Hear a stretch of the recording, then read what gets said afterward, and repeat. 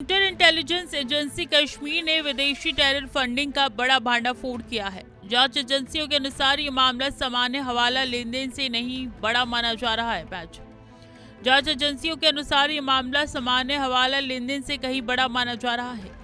शुरुआती जांच में पता चला है कि धार्मिक यात्राओं और चंदे के नाम पर विदेशों से धन इकट्ठा किया गया। इसके बाद रकम को कई चरणों में अलग अलग खातों और संपर्कों के जरिए आगे बढ़ाया गया। एजेंसियों को संदेह है कि दुबई इस पूरे नेटवर्क का ट्रांजिट पॉइंट बना है, जहां से धन को छोटी छोटी किश्तों में विभाजित करके भारत विरोधी गतिविधियों से जुड़े लोगों को पहुंचाना गया है।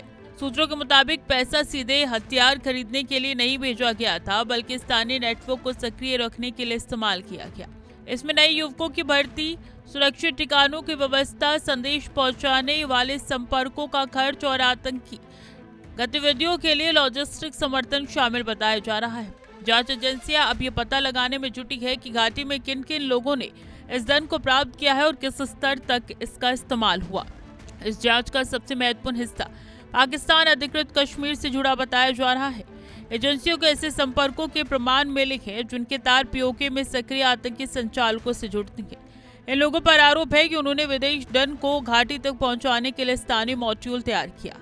सुरक्षा अधिकारियों का मानना है कि सीमा पार बैठे संचालक लंबे समय से ऐसे नेटवर्क का इस्तेमाल कर रही हैं, जिनमें सीधे बैंकिंग सिस्टम के बजाय भरोसेमंद संपर्कों और हवाला चैनलों का उपयोग किया जाता है। जांच में ये भी सामने आया है कि कई संदिग्धों ने पहचान छिपाने के लिए अलग अलग देशों में मौजूद नंबरों और डिजिटल माध्यमों का उपयोग किया है। एजेंसियों ने इलेक्ट्रॉनिक उपकरणों, बैंकिंग रिकॉर्ड और संचार विवरण का विश्लेषण शुरू किया है। माना जा रहा है कि इससे ये स्पष्ट हो सकेगा कि विदेशी फंडिंग का प्रवाह कब शुरू हुआ, किसने इसे संचालित किया और घाटी में किन संगठनों या व्यक्तियों तक ये धन पहुंचा।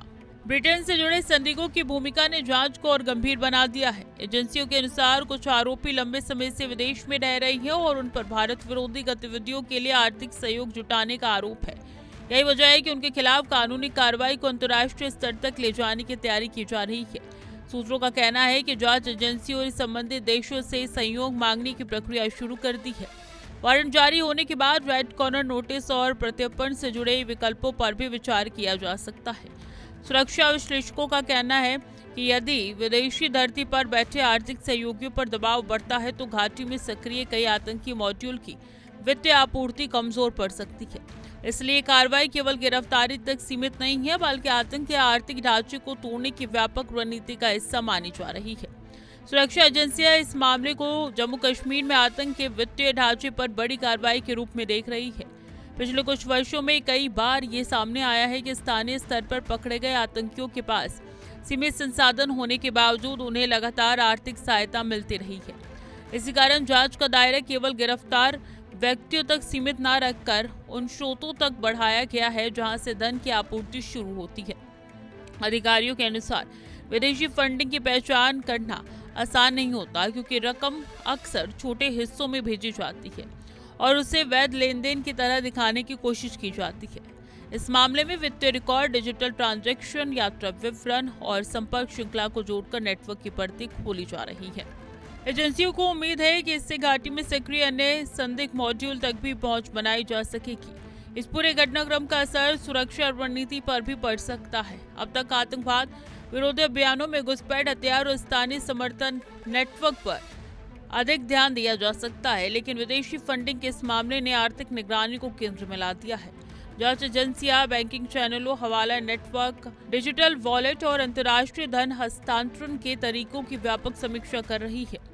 विशेषज्ञों का मानना है कि आतंकवादी संगठन अब सीधे बड़े ट्रांजैक्शन से बचते हैं और छोटे भुगतान व्यक्तिगत खातों तथा सामाजिक या धार्मिक गतिविधियों के आड़ लेने की कोशिश होता है। इसलिए वित्तीय खुफिया तंत्र को और मजबूत करना जरूरी माना जा रहा है। यदि धन के स्रोतों को समय रहते ही रोका जाए तो आतंकी ढांचे की क्षमता को बिना गोली चलाए भी कमजोर किया जा सकता है। घाटी में हाल ही के वर्षों में सुरक्षा बलों ने कई बड़े आतंकी मॉड्यूल को ध्वस्त किया है, लेकिन जांच एजेंसियों का मानना है कि आर्थिक सहायता बंद किए बिना स्थायी सफलता मुश्किल है। यही कारण है कि इस मामले को केवल एक एफआईआर या एक गिरफ्तारी के रूप में नहीं देखा जा रहा, बल्कि आतंकवाद के अंतर्राष्ट्रीय सप्लाई नेटवर्क की कड़ी रूप में जांचा जा रहा है। विदेशों में मौजूद आरोपियों के खिलाफ वारंट जारी करने की प्रक्रिया ये संकेत देती है कि भारत अब आतंकी आर्थिक सहयोगियों को भी सीधे निशाने पर लेने की रणनीति अपना रहा है। यदि जांच में जुटाए गए सबूत अदालत में टिकते हैं तो अंतर्राष्ट्रीय सहयोग मिलता है, तो ये मामला घाटी में आतंकी फंडिंग पर सबसे महत्वपूर्ण कार्रवाइयों में से एक साबित हो सकता है। कैमरा पर्सन पंकज के साथ मैं स्वीटी दीक्षित, टीवी 100।